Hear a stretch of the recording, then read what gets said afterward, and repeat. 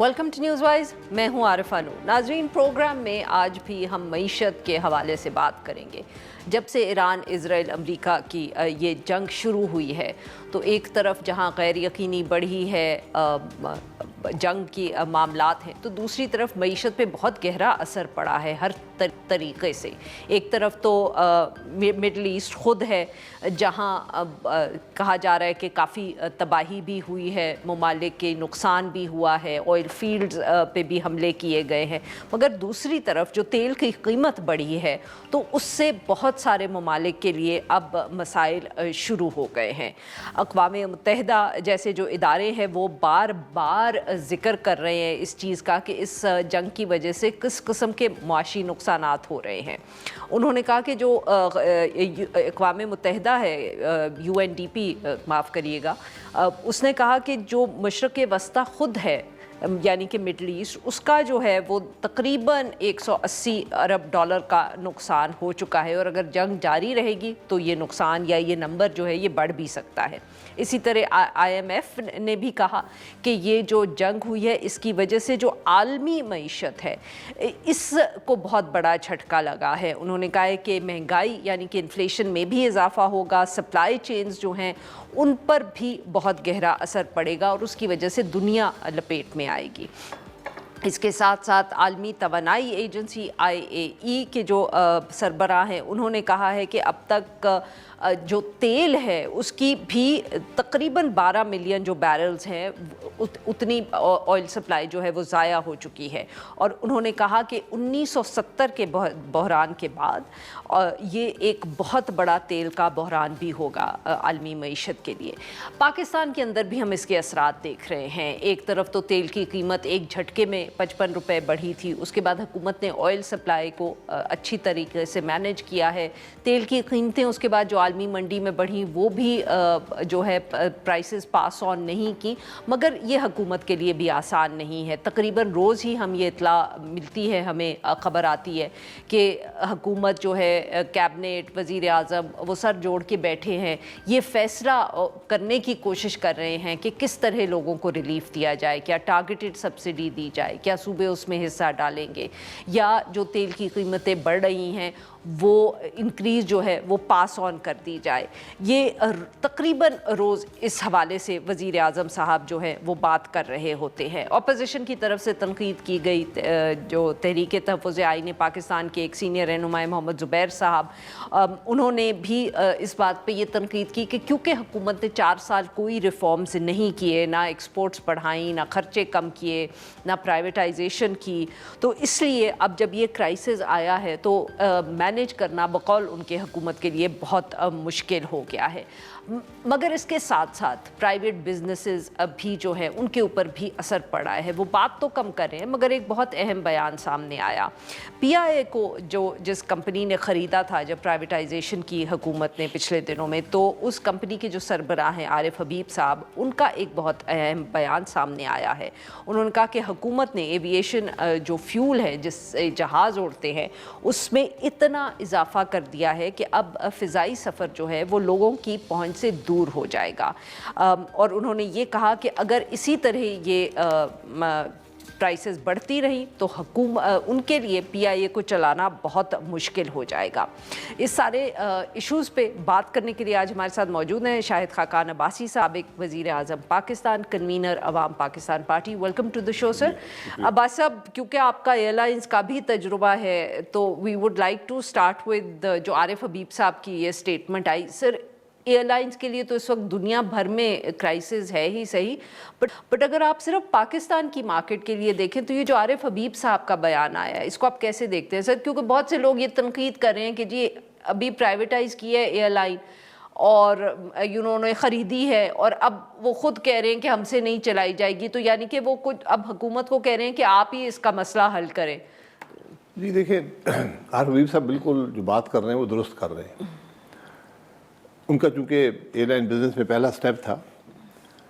पाकिस्तान का जो एयरलाइन में जो क्राइसिस है वो हुकूमत की जो पॉलिसीज़ हैं, टैक्सेशन पॉलिसीज़ ख़ास तौर पे, उसकी वजह से होता है। अच्छा, वो परेशानी होती है। Not because of the oil prices. नहीं, ऑयल प्राइस तो बढ़ती है ना, लेकिन ऑयल प्राइस भी क्या वो ٹیکسز کے ساتھ بڑھ رہی ہے, اس کے بغیر بڑھ رہی ہے. اچھا اگر آپ اس میں بھی اضافی ٹیکس لگا رہے ہیں تو پھر مسئلہ ہے. ٹھیک ہے. ورنہ ایئر لائنز پاس آن کرتی ہیں اس کو کنزیومر کو, آخر میں کنزیومر پے کرتے ہیں, ایئر لائن جیب سے تو پے نہیں کرے گی.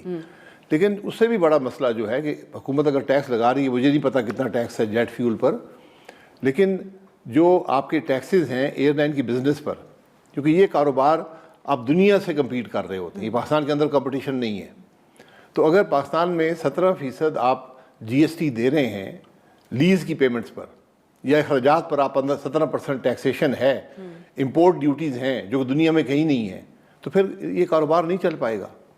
تو یہ عارف حبیب صاحب ایک مجموعی بات کر رہے ہیں کہ جو اس وقت نظام ہے. اچھا, آپ کے خیال میں وہ صرف جیٹ فیول کی بات نہیں کر رہے؟ جیٹ فیول ایک ایشو ہے, لیکن جیٹ فیول میں حکومت سبسڈائز تو نہیں کرے گی نا, حکومت ٹیکسز ہی ہٹا سکتی ہے. ٹھیک. ماضی میں میرا خیال ہے جو شاید ڈومیسٹک فلائٹس تھیں ان پر فیول لگتا تھا, اس پر ٹیکس ہوتا تھا, لیکن ایڈجسٹ ہو جاتا تھا آپ کے پروفٹیبلٹی کے اگینسٹ, تو وہ آپ نکل جاتا تھا آپ کے اخراجات سے. اب وہ چیز نہیں ہے. ٹھیک. تو جب تک آپ ٹیکس کے نظام کو درست نہیں کریں گے, آپ کی ایئر لائنز کمپیٹیٹو نہیں ہو سکے گی. بٹ سر, جب آپ یہ کہتے ہیں کہ کمپیٹیٹیو نہیں ہو سکیں گی, are you talking about competitive against each other, یا جو اس وقت انٹرنیشنل کمپٹیشن ہے؟ اس میں ہے انٹرنیشنل کمپٹیشن. اچھا. ڈومیسٹک سیکٹر تو پاکستان میں 2 آپ کے پاس روٹ ہیں, لاہور کراچی اور اسلام آباد Karachi. That's it sir? That's it. اور کوئی مطلب کہ باقی تو ایسے چھوٹے موٹے, تو باقی آپ کے سب کمپٹیشن فارن سیکٹرز پہ ہے. تو اگر دوسرے ملک کی ایئر لائن, جہاز بھی سستا, اس کی لیز بھی سستی ہے, اس کی قیمت خرید بھی سستی ہے, اس پہ امپورٹ ڈیوٹیز نہیں ہے, اس پہ جی ایس ٹی نہیں ہے, اس کے اخراجات پہ, تو آپ کیسے کمپیٹ کریں گے؟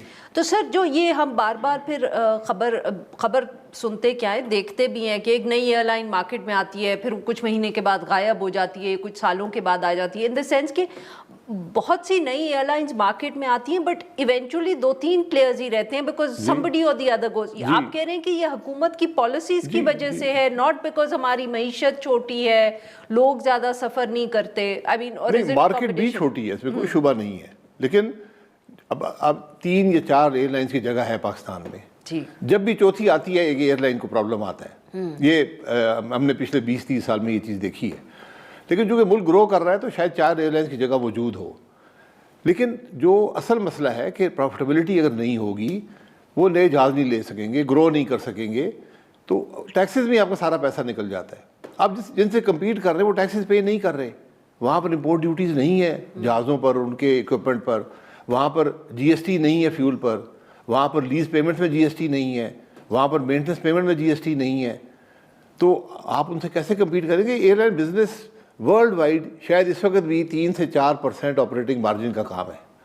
اگر آپ اس میں 17% جی ایس ٹی لگا دیں گے تو کیسے کمپیٹ, تو آپ گرو کر نہیں سکیں گے. صحیح. اچھا, سو وہ بیسکلی آپ یہ کہہ رہے ہیں کہ عارف حبیب صاحب was talking in the larger context, not just about this immediate crisis. جی دیکھیے, فیول تو حکومت یہی کر سکتی ہے کہ اس پہ ٹیکسز نہ لے, جو دنیا میں نہیں لیے جاتے. اچھا, جیٹ فیول پہ جی وہ باقی ایئر لائن پاس آن کر سکتی ہے, لیکن آپ کے جو آج کے حالات ہیں اس کے اندر حکومت ریلیف یہی دے کہ بھائی جو جیسا باقی دنیا میں ایئر لائنز آپریٹ کر رہی ہیں ان پہ ٹیکسیشن نہیں ہے, آپ بھی ختم کر دیں. اچھا سر, اب بیکاز یہ جو کرائسس ہے اس کا بھی بہت گہرا اثر پڑا ہے, کیونکہ اور اگین وہ پاکستانی کانٹیکسٹ بھی ایک بہت ہے, کیونکہ 3-4 سال بہت زیادہ مہنگائی دیکھی پاکستانیوں نے. اب ذرا لگ رہا تھا کہ تھوڑی سی کوئی حالت میں بہتری آئی ہے. بہتری اس طرح آئی ہے کہ انفلیشن ریٹ جو ہے وہ کم ہو گیا تھا, شاید اتنی مہنگائی نہیں تیزی سے بڑھی تھی جتنی ماضی میں, مگر اب یہ پیٹرول کا کرائسس آ گیا ہے دنیا کا. تو یہ اب حکومت نے سر ایک دفعہ تو قیمت بڑھائی, مگر اب اس کے بعد 2 ہفتے انہوں نے ڈسپائٹ دا فیکٹ کہ آئل مارکیٹس میں بہت قیمت بڑھی ہے, انہوں نے پاس آن نہیں کیا. آپ کے خیال میں یہ کیسا قدم ہے؟ آپ اس کو سپورٹ کریں گے, یا جیسے تنقید بھی ہو رہی ہے کہ جی یہ اس کی وجہ سے ذرا مڈ اس میں بہت مسئلہ بنے گا؟ دیکھیں, یہ میں اخبار میں جب دیکھتا ہوں کہ آج پی ایم صاحب نے سمری ریجیکٹ کر دی ہے تیل کی قیمتیں بڑھانے کی, جی تو مجھے ہنسی آتی ہے اس پہ. پی ایم صاحب کے پاس کوئی اختیار نہیں ہے سمری ریجیکٹ کرنے کا. آپ قیمت خرید سے کم فیول نہیں بیچ سکتے. سر بیچا ہے نا, عمران خان نے بھی بیچا تھا, بیچا تھا جی, وہ بھی آپ $300-400 ملین مہینے کا ضائع کیا آپ نے. پہلے عمران خان صاحب نے ضائع کیا, پھر یہ حکومت آئی, انہوں نے بھی 4-5 مہینے بدلا نہیں. تو قیمت خرید سے کب سعودی عرب نہیں بیچ سکتا, UAE نہیں بیچ سکتا, کسی دنیا میں کوئی ملک نہیں جو قیمت خرید سے کم بیچ سکتا ہے. آپ نے آپ نے ٹیکسز لگائے ہیں, ان ٹیکسز کو آپ کم کر سکتے ہیں. PDL لگا ہوا ہے, اس وقت شاید $100 کے قریب ہے, آپ اس کو کم کر سکتے ہیں, لیکن وہ IMF آپ کو الاؤ نہیں کرے گا. وہ آپ کی جو ساری فزیکل ڈیفیسٹ وہ پورے کر رہا ہے, اس کا ایک بہت بڑا حصہ ہے. تو اس لیے حکومت کو ریفارمز کرنے کی ضرورت تھی. ریفارمز کا وقت آج بھی ہے, کر لیں, نظام کو ریفارم کریں, اپنے اخراجات کم کریں. یہ وہ حکومت ہے جس نے MNAs, MPAs, وزراء, ان کی تنخواہیں 300 گنا بڑھائی ہیں. چیئرمین سینیٹ اور چیئرمین اسپیکر نیشنل اسمبلی نے اپنی تنخواہیں 500 گنا بڑھائی ہیں. ججوں کو ہم 11 کروڑ کی گاڑیاں بانٹ رہے ہیں. وہ سر کہتے ہیں کہ یہ ان دا بگر اسکیم آف تھنگز یہ نمبرز جو ہیں یہ ریلیونٹ ہے, ڈیٹ سروسنگ بہت زیادہ, یہ ایشو زیادہ ہے ان کے. یہی تو رویہ جو غلط ہے, بگر اسکیم آف تھنگ نہیں ہوتی. اچھا, مجھے آپ بتائیں دنیا میں کوئی ملک بتائیں جس کے جج کو 11 کروڑ کی گاڑی دی جائے. ہم ایک غریب ملک ہیں, اپنے رویے کو درست کریں. یہ آپ 11 کروڑ کی گاڑی نہیں بانٹ کرتے, آپ اربوں کے جہاز نہیں خرید سکتے. یہ رویے کی بات ہے. جب آپ یہ رویہ آج کیا ہے, آپ کا اگر آپ $50 دیتے ہیں پیٹرول پر سبسڈی, فرض کریں 2 ارب کے قریب لیٹر آپ استعمال کرتے ہیں پیٹرول اور ڈیزل کا مہینے کا, تو یہ 100 ارب روپے آپ کو چاہیے ہوگا وہ کہہ رہے مہینے کا. ہاں, کیونکہ $50 کی سبسڈی, $50 کی سبسڈی اگر دیتے. وہ غالباً PM صاحب نے پچھلی تقریر میں کہا ہے کہ کوئی 56 ارب کا شاید ہفتے کا یا 2 ہفتے کا ہے. میرا اندازہ ہے کہ آپ اگر 50 کی سبسڈی کتنا سسٹین کریں گے؟ جی نہیں کر سکتے. کہاں سے وہ پیسے آئیں گے؟ لوگوں کی جیب سے ہی آئیں گے نا. آپ پیٹرول پر سبسڈی دیں گے لیکن کہیں پہ تو ٹیکسیشن بڑھانی پڑے گی. یہ بات ہمیں سمجھ نہیں آتی. آپ نے اخراجات میں کمی کی نہیں. مجھے بتائیں نا, آپ نے 300% بڑھایا ہے کہ نہیں بڑھایا تنخواہیں؟ صوبائی حکومتوں نے, وفاقی پارلیمان نے اپنی تنخواہیں بڑھا لی, سب نے بڑھا لی. سر اب ہم کیا کہہ سکتے ہیں ان کو, ہم نے کون سا ووٹ دینا نہیں, تو پھر آج پھر لوگوں کو بیوقوف تو نہ بنائیں نا کہ جی ہم کفایت شاری کر رہے ہیں. بھائی کفایت شاری ایک دن نہیں ہوتی جب آپ پہ کرائسس آتا ہے. کفایت شاری ایک رویہ ہوتا ہے.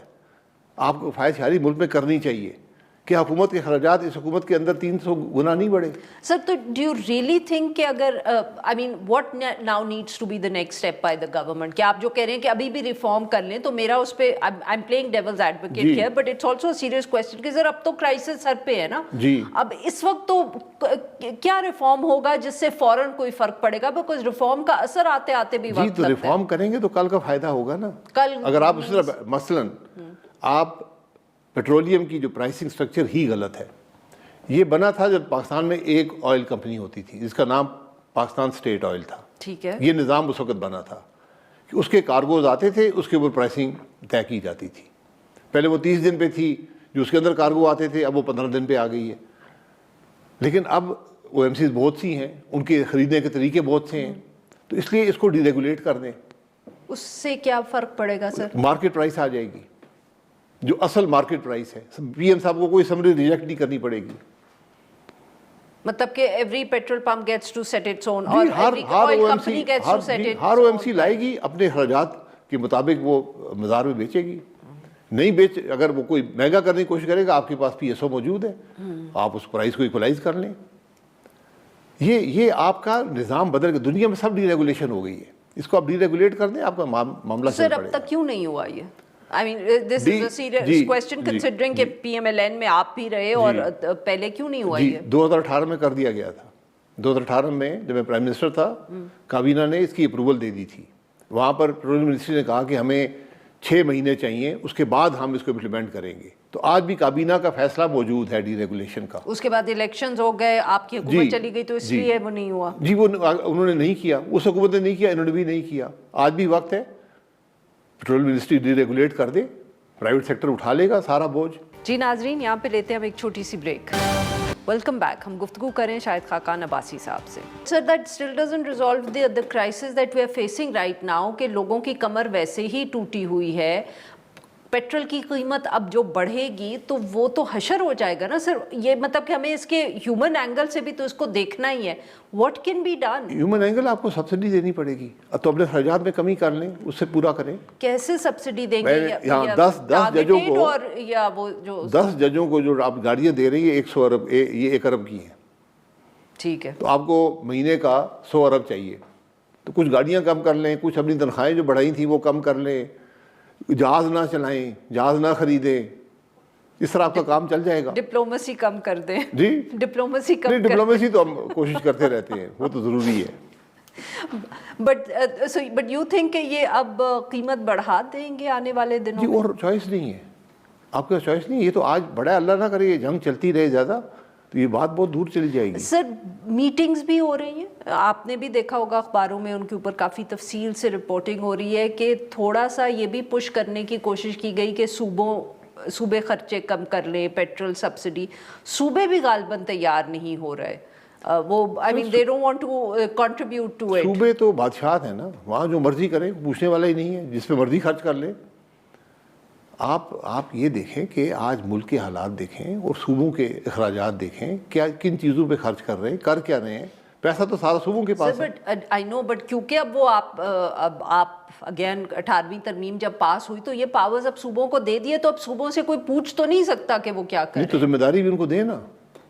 सर कैसे देना? ये पेट्रोल, गैस और बिजली उनके हवाले करें, उनको समझ आ जाएगी. सर ये वैसे सर सीरियस क्वेश्चन, मैं सीरियस जवाब दे रहा हूं कि 18th अमेंडमेंट जब हो रही थी तो किसी को एहसास नहीं था कि ये जो मतलब कि ये रिस्पॉन्सिबिलिटी और अकाउंटेबिलिटी में फर्क रह गया है, या यू नो पावर्स में और रिस्पॉन्सिबिलिटी. 18th अमेंडमेंट ना किसी पार्लिमानी पार्टी में लाई गई, ना ही असेंबली के अंदर डिबेट हुई, ना ही पब्लिक में डिबेट हुई. तो सर हु इज रिस्पॉन्सिबल? उसमें पॉलिटिशियन रिस्पॉन्सिबल हैं. उसमें एक जमात को कुछ चाहिए था, दूसरी जमात को कुछ और चाहिए था, तो उन्होंने कॉम्प्रोमाइज़ कर लिया और जाके पास करा दी. मैं खुद उस गुनाह में शामिल हूँ. जी, तभी तो पूछ रही हूँ. लेकिन मैं ये बता रहा हूँ कि वहाँ पर ये बात हुई थी कि भाई बताएं तो सही पार्लिमानी पार्टी में, लेकिन नहीं आई, क्योंकि जो MNA होता है वो ताबे होता है, अपनी जमात के हुक्म के मुताबिक उसको वोट देना होता है. तो अब उसको भुगत रहे, अभी भी वक्त है ना, हवाले कर दें, उनके हवाले गैस कर दें और बिजली कर दें. सर आपके ख्याल में ये अब क्योंकि फिर से एक दफ़े फिर 28वीं तरमीम की बात शुरू हो गई है, आज भी मौलाना फजल रहमान साहब की और बिलावल भुट्टो ज़रदारी साहब की जो मीटिंग हुई है उस पर कुछ मीडिया रिपोर्ट्स यही हैं कि 28वीं तरमीम पे बात हुई है. तो 28वीं तरमीम तो सर NFC अवार्ड या इन्हीं इशू सुना तो हमने यही है. Do you think that's going to be the next? कर ले, क्या फ़र्क पड़ेगा? नहीं फ़र्क पड़ेगा. देखिए बात यह है, तरमीम आपने करनी है, पब्लिक डिबेट होना ज़रूरी है. रखे अवाम के सामने क्या तरमीम है. रात के अंधेरे में जो तरमीम पास करेंगे गलत साबित होगी. मैंने आपके सामने एक तरमीम रखी है 18वीं, जिसपे 2-2.5 साल बैठे रहे, कमेटी बैठी रही और खुफिया बैठी रही, किसी को बताते नहीं थे क्या बात हो रही है. आप नहीं थे सर? नहीं, मैं नहीं था. अच्छा. और उसमें फिर सबको 17 इम्तियाज़ भी दिया गया. हालांकि उस वक्त 17 इम्तियाज़ दिए नहीं जाते थे, सर उनको तो सारी कमेटी को. अब तो अब तो सर हर किसी को मिलता है. दूसरा ये मीटिंग्स खत्म करें. पाकिस्तान नंबर, ये जो मीटिंग्स आप रोज देखते हैं, आज मीटिंगें हो रही हैं, पाकिस्तान दुनिया में पहले नंबर पर है मीटिंग्स के अंदर. सर अब नाउ यू आर मेकिंग और फैसले, मैं मजाक नहीं कर, आप बुला लें, आप एजेंडा बुला लें, वज़ीर आज़म साहब का काबीना का एजेंडा बुला लें, कितनी मीटिंग्स होती है, कितने फैसले होते हैं. नहीं तो सर अगर एक फैसला भी फी मीटिंग हो तो मैं मुझसे पूछ ले आप. नहीं तो सर फिर मतलब कि कहीं ना कहीं तो फैसले होने होते हैं ना. फैसले होते नहीं है. आप पेट्रोल पे आज एक महीना हो गया, एक महीना हो गया पेट्रोल की कीमत बढ़ रही है दुनिया में. हमारी काबीना मीटिंग कर रही है. सर हमने कल पूछा था राना एहसान साहब से, उन्होंने कहा जी हम कंसेंसस के बगैर कुछ नहीं कर सकते, we have to get the सूबाज on board. सूबे का क्या ताल्लुक है पेट्रोल की प्राइस से? सर अभी तो आप कह रहे थे उनको दे देना जिम्मेदारी, तो उनको नहीं, पेट्रोल की उनकी जिम्मेदारी नहीं है, वो आपकी है. गैस और बिजली दे दें उनको. अच्छा, गैस और बिजली. हाँ, ये आपका आइन कहता है कि गैस और बिजली, गैस के मालिक वो हैं और बिजली की डिस्ट्रीब्यूशन उनकी जिम्मेदारी है. सर तो वो डिस्कोस तो हमने ही पाले हुए हैं. जी, तो आपने आप फिर पाले उनको. 1 खरब का शौक है, हर साल 1 खरब रुपया लग रहा है. कुछ 4 किस्म के तो टैक्स आते हैं सर बिजली के वो उस पे अंदर. टेलीविजन का भी उसमें आता है. نہیں ٹیلی ویژن کا اب نکال دیا, ختم ہو گیا, چلے جی جی ٹیلی ویژن کا انہوں نے نکال دیا finally. But I mean I also pay an income tax in that, بجلی کا بل, کیونکہ میں کرائے کے گھر میں رہتی ہوں, اب وہ بھی نہیں نکل سکتا. سر مطلب کہ کافی تو فیصلے کرنے شروع کریں, معاملات کو سمجھیں اور فیصلے کریں. سر فیصلے کرنے کیوں مشکل ہیں؟ صلاحیت نہیں ہے, سوچ نہیں ہے. So you think it has nothing to do with the system, with the elections, with the parliament? You're just saying کہ وزیر اعظم صاحب کے پاس صلاحیت نہیں ہے. نہیں, وزیر اعظم صاحب کی بات نہیں ہے. وزیر اعظم تو ایک وزیر ہوتا ہے, باقی وزیر بھی ہوتے ہیں, کابینہ ہوتی ہے, فیصلے کرتے ہیں. کون سا فیصلہ کیا ہے؟ میں نے بتایا 1 مہینہ ہو گیا ہے, ہم یہ نہیں طے کر سکے کہ فیول پرائز بڑھ رہی ہے, ہم کیا اقدامات لیں گے. ہم نے موٹر وے 100 میل کی سپیڈ کر دی. اب جو پیٹرول میں بچتا ہے وہ پولیس والے پکڑ لیتے ہیں.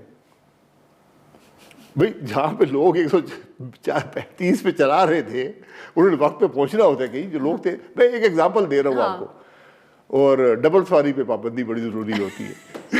یہ ہر چیز کا حال پاکستان میں ڈبل سواری پہ پابندی ہے.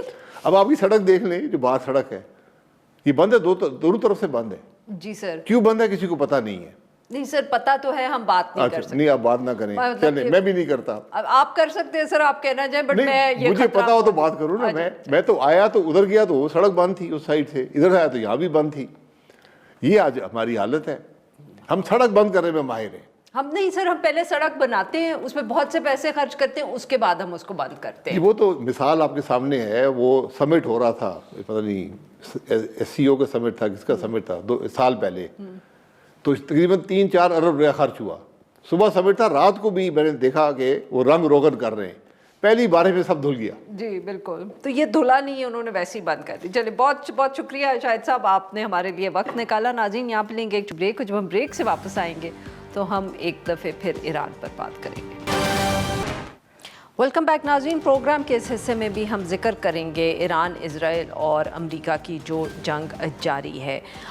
مختلف قسم کے پیغامات ہم کہہ سکتے ہیں کہ سامنے آ رہے ہیں. ایک طرف تو اب یہ واضح ہو گیا ہے کہ کچھ پیغام رسانی پاکستان کے ذریعے, شاید اور ممالک کے ذریعے بھی ایران اور امریکہ کے درمیان ہو رہی ہے.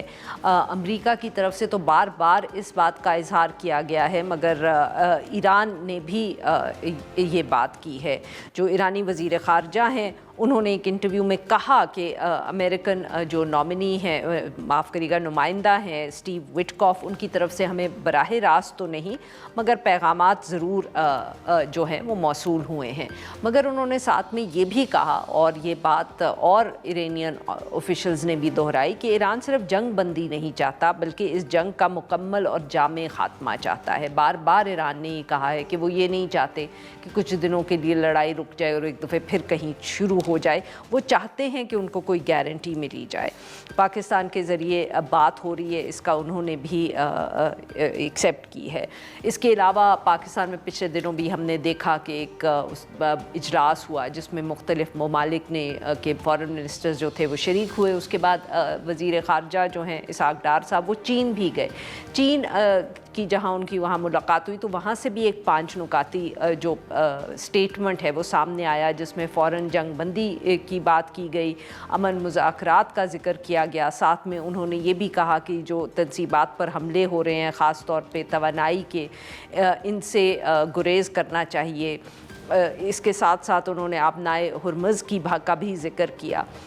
دوسری طرف امریکہ سے مختلف پیغامات سامنے آ رہے ہیں. کبھی پتہ چلتا ہے, کوئی خبر آتی ہے سامنے, لگتا ہے کہ شاید ٹروپس جو ہیں وہ بھیجے جا رہے ہیں. کچھ دن کے بعد خبر, پھر دوسرے دن خبر آتی ہے کہ چند ہی دنوں میں جنگ جو ہے وہ ختم ہو جائے گی. آج بھی یہ اطلاعات ہیں کہ صدر ڈونلڈ ٹرمپ جو ہیں وہ قوم سے خطاب کریں گے. کیا کہتے ہیں اس میں, کیا سوچا جا رہا ہے وہاں, اس پر بھی بات کریں گے. ہمارے ساتھ گفتگو کرنے کے لیے موجود ہیں انور اقبال, سینئر صحافی ہیں, ڈان اخبار سے وابستہ ہیں, واشنگٹن ڈی سی سے ہمیں جوائن کریں. اور ہمیں جوائن کیے جان حسین صاحب نے, صحافی ہیں, تہران سے ہمیں جوائن کریں. ویلکم ٹو دا شو جینٹلمن. انور صاحب اگر آپ اجازت دیں تو میں جان حسین صاحب سے گفتگو کا آغاز کروں گی تاکہ ہم ان سے پوچھیں کہ اس وقت تہران میں کیا صورت حال ہے. جی welcome to the show both of you. Jan صاحب آپ سر بتائیں کہ اس وقت تہران میں کیا صورت حال ہے اور اوور آل جو حملے ہو رہے ہیں ایران پر ان کی شدت میں کوئی کمی آئی ہے؟ اب اتنے دن ہو گئے ہیں اس جنگ کو. Miss Arifa thank you so much for having me first of آل.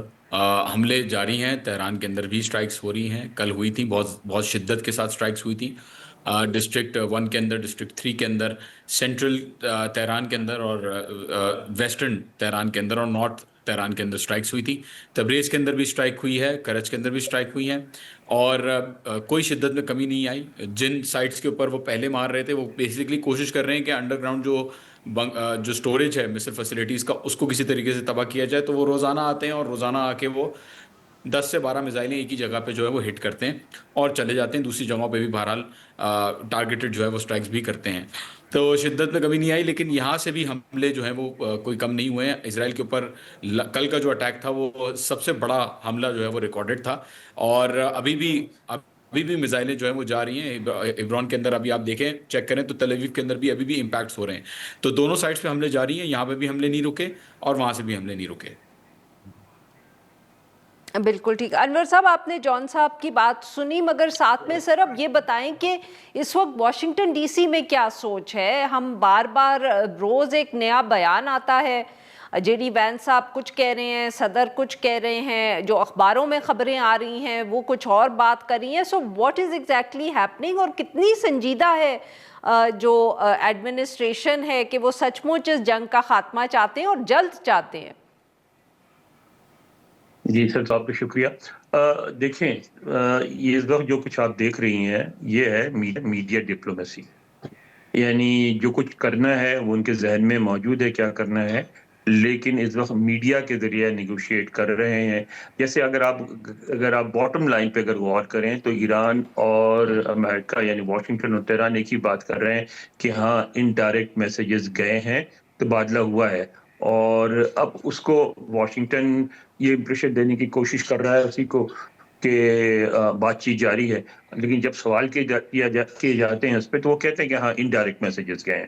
ٹھیک ہے، تہران کہتا ہے بالکل بات چیت نہیں ہو رہی ہے، پھر وہ بھی کہتا ہے کہ انڈائریکٹ میسیجز گئے ہیں.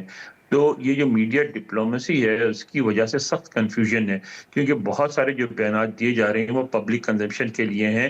کیونکہ اس بات سے تو انکار ممکن نہیں ہے کہ یہاں یہ ایک بہت ان پاپولر وار ہے. عام امریکی یہ سمجھتا ہے کہ اس کا ایران سے کوئی ایسا جھگڑا نہیں تھا جس کی وجہ سے ایران پہ حملہ کرنے کی ضرورت تھی، اور اس وار کی ان پاپولیرٹی کی وجہ سے انتظامیہ کو اپنی پوزیشن دینی پڑتی ہے ذرا ہر روز ایک مختلف قسم کی. لیکن یہ بھی ہے کہ ان کی جو اپنی بیس ہے صدر ٹرمپ جس پہ ٹرسٹ کرتے ہیں، آپ کو پتہ ہے ان کے خاص ووٹ بینک ہے اور اسی کی وجہ سے وہ جیتتے ہیں. وہ اب بھی سالڈلی ان کے ساتھ ہے. میں نے دیکھا جو ڈیموکریٹ سے بھی سروے کیے ہیں اس میں بھی یہی کہا گیا ہے کہ جو رائٹ ونگ تو یعنی کہ سر پھر میں آپ کی بات سے یہ سمجھوں کہ جنگ ختم نہیں ہو رہی جلد؟ دیکھیں اس کا تو واضح طور پہ پتہ چلے گا آج کی تقریر کے بعد کہ وہ تقریر میں کیا کہتے ہیں. اب چند گھنٹے رہ گئے ہیں تو اس وقت لوگوں نے گیس کرنا بھی بند کر دیا ہے. جی ناظرین یہاں پہ لیں گے ہم ایک چھوٹی سی بریک. Welcome back. ہم گفتگو کریں جان حسین صاحب سے اور انور اقبال صاحب سے. جان صاحب ایران میں تہران میں خاص طور پہ اب یہ تو ایکسیپٹ کر لیا ایرانین حکومت نے بھی کہ پیغامات جو ہیں وہ آ رہے ہیں اور یہ بھی کہ وہ جنگ بندی چاہتے ہیں but with some guarantees. But are there any more details as to what exactly is happening in terms of the messaging? دیکھیے جو بیانات آئے ہیں اور جو پزشکیان صاحب کے بعد جو اراکچی نے جو کنفرمیشنز دی ہیں وہ یہی دی ہیں کہ نیگوسیشنز نہیں ہو رہے، ایکسچینج آف ڈیمانڈز ہوئی ہیں اور بہرحال بالکل رابطہ کرنے کی کوشش کی گئی امریکن سائڈ سے. اور وہ جو کنفیوژن اور پینک جو ٹرمپ بار بار اپنے بیانات سے مچاتا ہے اور کوشش کرتا ہے کہ کسی طریقے سے مارکیٹ میں آئل اسٹیبلٹی رہے، اور ان کی اپنی جو سپورٹ بیس ہے جس کے اندر 17% سپورٹ ابھی ہمیں نظر آ رہا ہے. تو ایرانی اس نظر سے دیکھ رہے ہیں کہ یہ صرف اپنی عوام کو خوش کرنے کے لیے اور آئل پرائسز کو کنٹرول کرنے کے لیے بیانات دے رہے ہیں، اور کوئی بھی بات جو ہے وہ مثبت نہیں ہوتی. ہر بات عجیب سی ہی ہوتی ہے جس کو قابل قبول کوئی بھی دانشمند آدمی نہیں کر سکتا کہ ان کو فار ایگزامپل آیت اللہ بنایا جا رہا ہے یا انہوں نے جنگ جیت لی ہے یا وہ جو ہے وہ ایگزٹ بھی کر رہے ہیں. انفیکٹ تو یہ ایرانی یہ سمجھتے ہیں کہ یہاں پہ ابھی صرف باتیں وہ کر رہے ہیں یہ سب کرنے کے لیے، لیکن ایٹ دا سیم ٹائم کوئی آف رैمپ ان کو ایرانی نہیں دے رہے، اور مطلب اس کو شدت سے چاہتے ہیں کہ کسی طریقے سے ایرانی جو ہے وہ جانے دیں ان کو، لیکن کوئی پریکٹیکل گارنٹیز جب تک نہیں ملیں گی تب تک ایرانیوں کا کہنا ہے کہ ہم جو ہے ان کو آف ریمپ نہیں دیں گے جب تک نظر نہیں آئے گا کہ دوبارہ جنگ کا خدشہ آگے نہیں ہوگا۔ جان صاحب، اگر میں آپ سے یہ سوال یہاں پوچھوں کہ جب گارنٹی کی بات ہوتی ہے تو وہ گارنٹی کس قسم کی ہوگی؟ مطلب کہ اگر آپ کو امریکہ پہ بھروسہ نہیں تو کون یہ گارنٹی دے گا؟ کیونکہ ایونچولی تو امریکہ نہیں کہنا ہے کہ اچھا ہم کریں گے یا نہیں کریں گے، تو کیا امریکہ کی گارنٹی کافی ہے، اور do you have some other country in mind?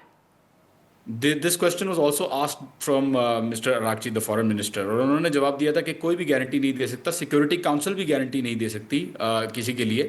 دیکھیں پہلے جے سی پی او ایگریمنٹ ہوا تھا، اس میں چائنا، رشیا، یو کے، فرانس، جرمنی، پورا ای یو تھا اور یو ایس اے خود بھی تھا، تو وہ اگریمنٹ جب ختم کر دیا ٹرمپ نے تو کوئی گارنٹی نہیں دے سکتا۔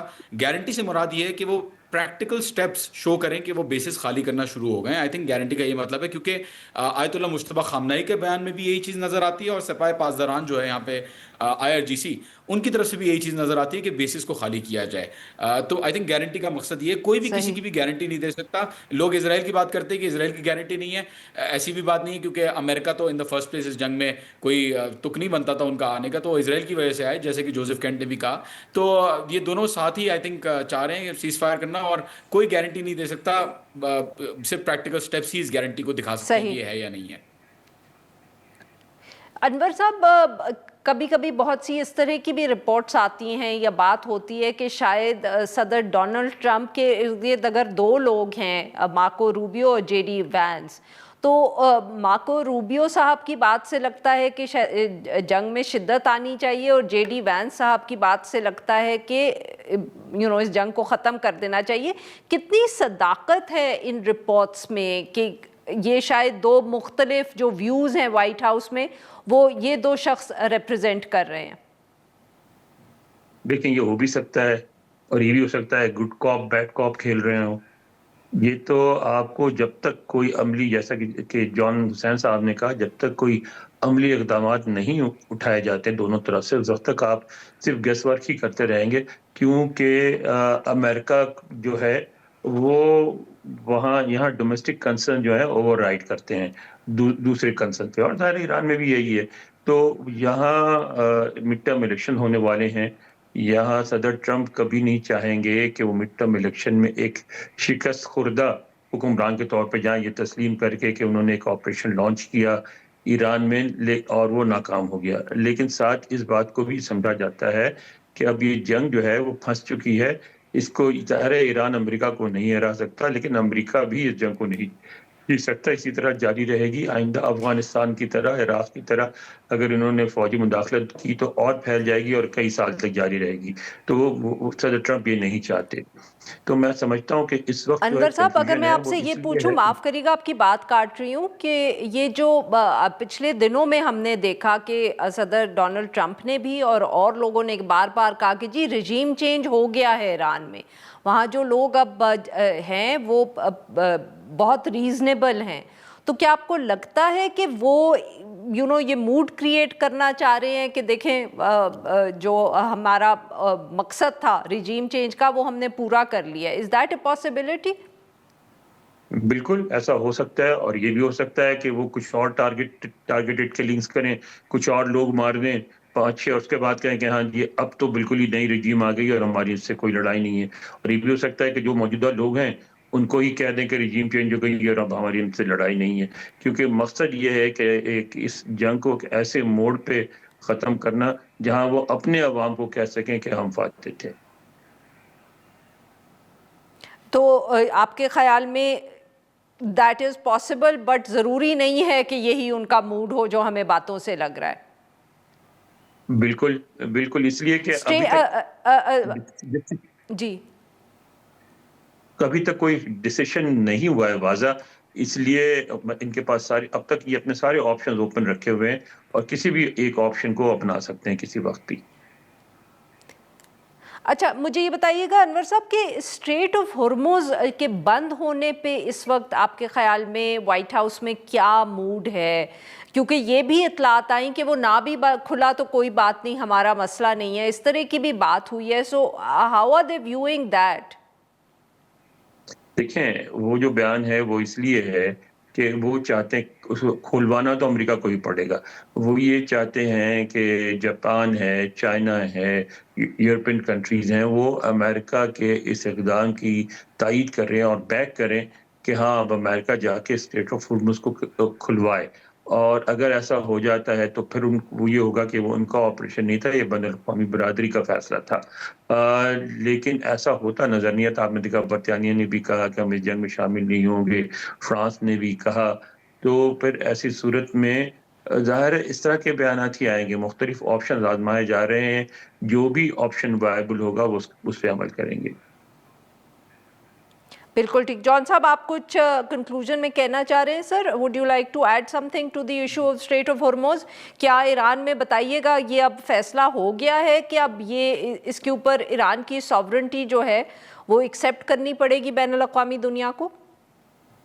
جی آئی تھنک ایران نے پرماننٹلی ڈیسائیڈ کر لیا ہے کہ اسٹریٹ آف ہرمز کا اسٹیٹس چینج ہوگا. دنیا جو بھی کہے، امریکہ جو بھی کہے، ایران کی نظر میں ایرانیوں کا یہ کہنا ہے کہ وہ اس جنگ کو جیت رہے ہیں اور کسی حد تک جیت چکے ہیں، کیونکہ جو سپر پاور دنیا کی سب سے بڑے ملٹری اسپینڈر اور گلوبل مائٹ کے ساتھ اپنی پوری مشینری کے ساتھ، کیریئرز کے ساتھ نہیں کھلوا پا رہا اسٹریٹ آف ہرمز کو، جبکہ ضرورت نہیں پڑنی چاہیے. سب کچھ تو ختم کر دیا ہے ٹرمپ نے، تو ضرورت تو نہیں پڑنی چاہیے. لیکن ایرانیوں کو یہ لگ رہا ہے کہ یہاں پہ باتیں زیادہ ہو رہی ہیں اور اپنے جو اسٹریٹجک اہداف ہیں، امریکہ اپنی جو کریڈیبلٹی ہے، اپنا جو اسٹیٹس ہے as a security provider, as a global empire, اس کو جو ہے وہ شکست دے دی ہے ایران نے. اور اسٹریٹ آف ہرمز اس میں ایک نشانی بہت بڑی ہے ایرانیوں کی طرف سے. تو Strait of Hormuz permanently Iranians are seeing کہ یہ چینج ہوگا. بہت بہت شکریہ ہمارے دو مہمانوں کا، انہوں نے ہمارے لیے کالا. ناظرین آج کے لیے بس اتنا ہی. We'll be back tomorrow at the same time.